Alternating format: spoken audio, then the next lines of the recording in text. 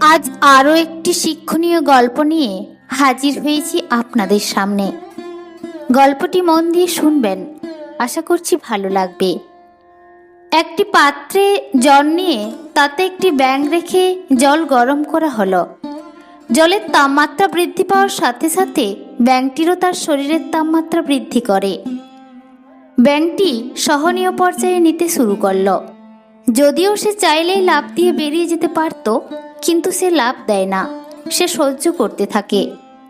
আস্তে আস্তে তাপমাত্রা যখন আরও বাড়িয়ে ফুটন্ত গরম করা হয়, তখন ব্যাঙটি আর সহ্য করতে না পেরে সে সিদ্ধান্ত নেয় লাফ দেওয়ার। কিন্তু তখন আর তার লাফ দেওয়ার মতো শক্তি থাকে না। জল আরও গরম হতে থাকে, যার ফলে সে গরম জলেতে ফুটে একটা সময় মারা যায়। হ্যাঁ, এখন যদি আপনাকে প্রশ্ন করা হয় ব্যাঙটি কিভাবে মারা গেছে, তাহলে অধিকাংশ মানুষই বলবেন গরম জলের কারণে মারা গেছে। কিন্তু না, সে গরম জলের জন্য মারা যায়নি। সে মারা গেছে লাফ দেওয়ার সিদ্ধান্ত দেরিতে নেওয়ার কারণে। ঠিক তেমনি প্রতিটি মানুষের স্থান, কাল, পাত্রভেদে এক একটা বিষয়ে সহ্য করার ক্ষমতা থাকে।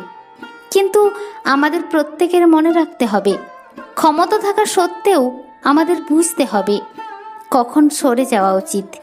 অর্থাৎ সঠিক সময়ের সিদ্ধান্ত সঠিক সময় নেওয়া উচিত।